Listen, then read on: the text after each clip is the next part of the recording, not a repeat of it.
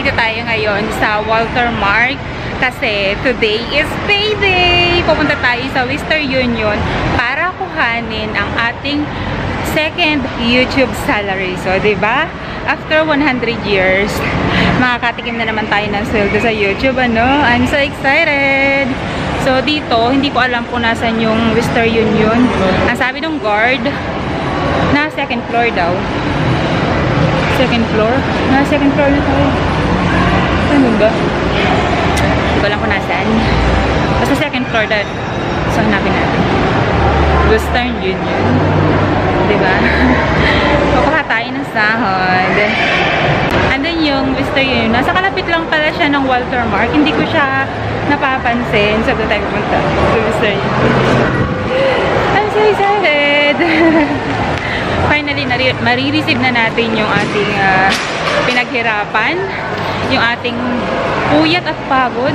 Eh, ito ba yun? Western Union? Ganyan lang yun. Wala siya. Offline pala sila. Offline dito sa Walter Mark ng Makiling. So, yung open daw nila na branch is doon sa Calamba. Sa Walter Mark, Calamba. Buti na lang, may dala akong pera. Kung hindi nga ako, buti na lang maglalakad lang at saka dala ko rin yung aking card. So, hindi ako mag-grocery dito sa Walter Mark. Excited pa naman ako. Yung pala, close sila. Tapos, tinanong ko rin kung bukas, open na sila. Hindi daw nila sure kung hindi na sila offline tomorrow. Para sure, pinapupunta na nila ako sa Walter Mark, Calamba. Ang sadya ko lang naman dito is number 1 na kailangan ng mga kababaihan. Yan, dito tayo sa napkin. Napkin lang naman ang bibilhin ko dito eh. So, Kotex yung bibilhin ko kasi sanay na ako dito. Na-try ko na yung Modest kaso masanay talaga ako sa Kotex. Ito yung lagi kong ginagamit na na brand. Wala ba nito yung lang, yung hindi siya overnight. Puro mga heavy flow lang sila. Wala sila ng normal na na Kotex. Puro mga overnight lang siya. Bakit ganon? Sa Singapore merong pang overnight, meron siyang pang normal day lang. So malamang babagsak ako sa Modest, which is I don't really like talaga. Ito talaga ako masanay sa Kotex brand. Ang dami ditong mga whitening product. Itong Kodisan, napaka-effective niya na whitening product. At saka ano pa ba yung subukunan na sabon na talagang nakakaputi. Kodisan lang talaga. At saka itong likas papaya, napaka-effective din niyang pampaputi. Pero sa ngayon guys, hindi na ako gumagamit ng kahit na anong mga whitening product. Kasi nga, nasa Pilipinas na ako, lagi ako naiinitan. So, ang mga ginagamit ko na lang is mga moisturizing soap or moisturizing lotion. Never na akong gagamit ng whitening product. Kasi kapag gumamit ka ng whitening product at magpapainit ka, useless lang din. Sayang lang din yung ginastos mo. O, diba?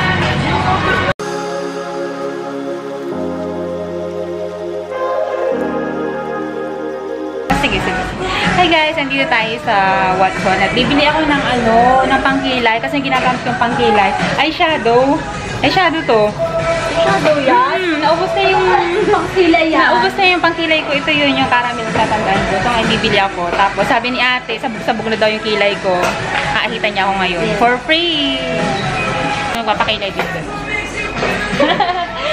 Hi ka ate. Magpapakilay din siya. Nahiya sa tao. Gusto naman ako pag walang kilay. Ayun yung mukha mo na walang kilay. Oo, ganyan yung mukha ko pag walang kilay. Alam niyo na ngayon. Sige, kikilayin ako na. Ihitan lang pala muna. Ipakita natin. Ayan siya. Magpapakilay muna ako kay ate ganda.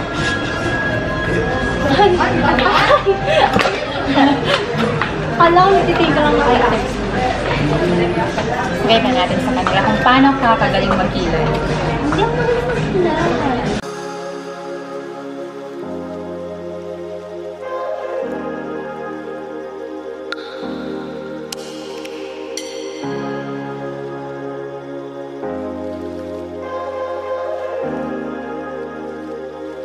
Diba? Galing. Diba? Mas bagay sa'yo yan. Wow, oo nga. Mas bagay ito sa akin kaysa dito sa masyado siyang light para sa akin. Ito talaga mas dark. Okay na ito sa akin. Huli po. Tapos na ako magpakilay kay Ate Ganda. Ngayon. Okay na ba? Okay na to. So, bibili ha? Ay, hindi ko napapalda ng kulay yung isa. Okay na yun. Just po. Walking distance lang ako. Okay. Sige. Ano siya nalilinis eh. Nalilinisin mo ba yan? Bye! Salamat sa pagkikilay. Bye-bye. Thank you so much. Magbabayad na tayo. Sana tanggapin yung aking card. Nakabili na ako ng pangkilay. Buti nilang gumana yung card, yung PNB card ko. Kasi kanina daw, hindi gumagana. Nakadalawang try siya bago naging okay yung aking card. Diba? Dahil kung hindi, babalik na naman ako dito. Wala kasi akong cash kasi nga, umaasa ako na makakakuha ako ng pira dun sa Western. Offline naman sila. So, bukas ko pa yung kukuha. Gabing-gabi na, oh. Napag-ilay pa kasi ako kaya sa free kilay, natagalan. Nakapambahay lang ako, alam nyo ba yun? Nakapambahay pero naka-makeup, tsaka nakakilay on flake. Diba? Tinan nyo naman. Nakakilay.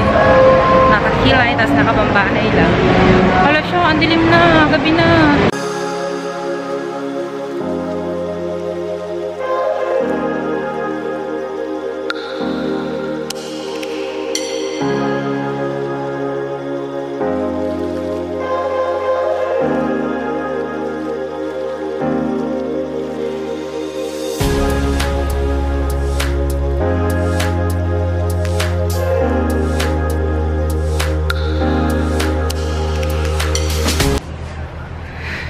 Nakauwi na ako dito sa bahay at ginabi na ako ng uwi. And hindi ko nakuha yung aking kukunin. So, bukas ko siya kukunin. Anyway, kanina, ichichismis ko lang sa inyo, na yung after 100 years, after siguro 6 months, after 6 months, saka ulit ako naka-receive ng YouTube sahod at hindi yun madali, So, ang nangyayari, kaya ko siya kukunin sa Western Union. Actually, hindi naman talaga sa Western Union ko dapat kukunin yung sahod kasi nga yung aking AdSense ay sa Singapore naka-address. Tapos, sa Singapore, ang mga YouTuber doon or ang Google AdSense doon or basta ang mga YouTuber doon, hindi nila sa Western Union kinukuha yung kanilang sahod kasi yun ay bank to bank. So, since nandito na ako sa Pilipinas at yung aking Google AdSense ay nasa Singapore, ang nangyari, ang ginawa ko, ini-transfer ko sa aking kaibigan, sa aking mabait at maunawain at matulungin na kaibigan na si Sis Wilma or Kumaring Wilma kasi po kami ay ninang ng kanyang ma-cute at matambok at madama na anak na si Lance. Kami yung mga ninang, mga small YouTuber iklabo ay ninang sa kanyang bunsong anak. So, nangyari nga, yun nga ang nangyari. Paulit-ulit ako, yun nga nangyari. Sahod. So, pangalawang sahod ko sa kanya pa rin bumagsak. Kasi nga, nasa Pilipinas na ako, mas lalong hindi ko makukuha yun. So, ang ginawa niya, ipinadala niya sa akin yung YouTube sahod ko. Kaya ko siya kukunin sa Western Union. Ganon. Tapos, ang ginawa ko, may ginawa na ako na, wala siya naman. Ako'y nag-vlog siya nagbukas ng pagkalakas-lakas sa TV. Ay, talaga namang. Tapos, para hindi na ako makaabala pa at para hindi na ako makaistorbo pa sa ating kaibigan, ang ginawa ko, ginago ko yung nag-change country ako ng Google AdSense. Ibig sabihin, change country, pinalitan ko lang yung country instead na Singapore, pinalitan ko ng Pilipinas. Parang ini-close ko yung account ng AdSense, tapos nag-open ulit ako ng another account dito sa Pilipinas. Para nang sa ganun, kapag magpapadala na sila ng sahod, ay sa Western Union ipapadala.